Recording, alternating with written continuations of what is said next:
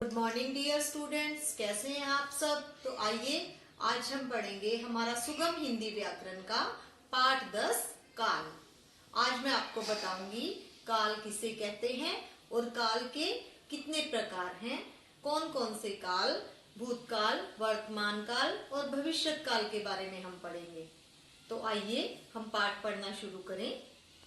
तो आइए बच्चों, पाठ 10 काल यानी कि टेंस पढ़ना शुरू करें।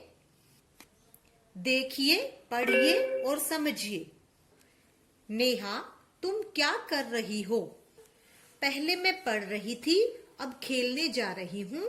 खेलने के बाद कविता याद करूंगी। उपर्युक्त बातचीत में काम के अलग अलग समय पर होने की जानकारी मिल रही है। मतलब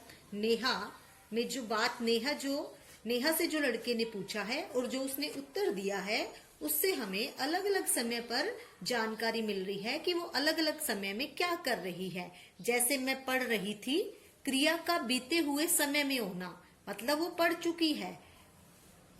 अब खेलने जा रही हूँ, क्रिया का चल रहे समय में होना, यानी कि वर्तमान में, कि अभी वो क्या करने जा रही है। कविता याद करूंगी, क्रिया का आने वाले समय में होना, कि वो आने वाले समय में क्या करेगी। अतः हम कह सकते हैं कि काम होने के समय की सूचना देने वाले शब्दों को काल कहते हैं। काल 3 प्रकार के होते हैं। काल के 3 भेद। पहला भूतकाल, दूसरा वर्तमान काल, तीसरा भविष्यत काल। भूतकाल के अंतर्गत था, थी, थे आता है। वर्तमान है, हूं, हैं तथा भविष्यत काल गा, गी, गे।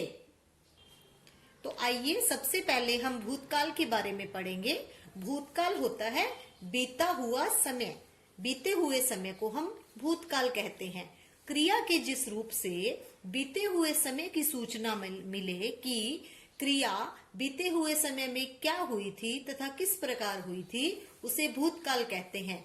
जैसे शिवानी, तुम क्या कर रही थी?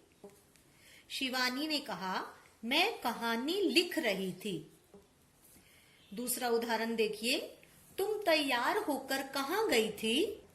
मैं बाजार गई थी। उपर्युक्त बातचीत में रही थी और गई थी शब्दों से बीते हुए समय में काम के होने की सूचना मिल रही है। मतलब ये काम हो चुके हैं, अतः ये भूतकाल है। वर्तमान काल। वर्तमान काल उसे कहते हैं जब कोई काम चल रहा है, प्रेजेंट में जो काम हो रहा है। क्रिया के जिस रूप से काम के चल रहे होने की सूचना मिले, उसे वर्तमान काल कहते हैं। जैसे रोहन, तुम क्या कर रहे हो? मैं खेल रहा हूं। नेहा, तुम क्या कर रही हो? मैं टीवी देख रही हूं। अब ऊपर हो रही बातचीत में रहा हूं और रही हूं शब्दों से चल रहे समय में, यानी कि प्रेजेंट में जो काम हो रहा है, उसकी हमें सूचना मिल रही है। अतः ये वर्तमान काल है।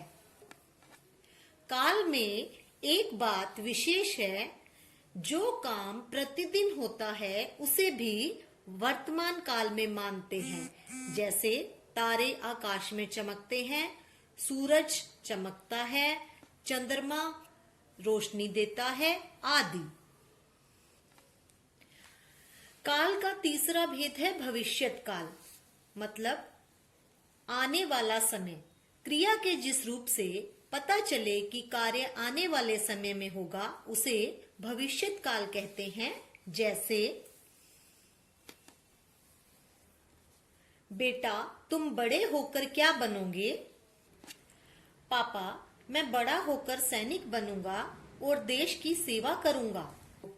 माँ, मैं इस बार बहुत मेहनत करूंगा और कक्षा में प्रथम आऊंगा। शाबाश। उपर्युक्त बातचीत में बनूंगा, करूंगा तथा आऊंगा शब्दों से आने वाले समय में काम के होने की सूचना मिल रही है। अतः ये भविष्यत काल है। तो बच्चों, आओ पाठ दोहराएं। काल का सामान्य अर्थ है समय। क्रिया के जिस रूप से उसके करने या होने के समय का पता चले उसे काल कहते हैं। काल के भेद हैं भूतकाल, बीता हुआ समय, वर्तमान काल, जो समय चल रहा है, भविष्यत काल, आने वाला समय। तो बच्चों, ये था हमारा पाठ 10 काल। मुझे उम्मीद है आपको इस पाठ के विषय में संबंधित सारी जानकारी अच्छी तरह से समझ में आ गई होगी। आपको इस पाठ का अभ्यास कार्य जल्द ही पीडीएफ के माध्यम से उपलब्ध करवा दिया जाएगा। धन्यवाद।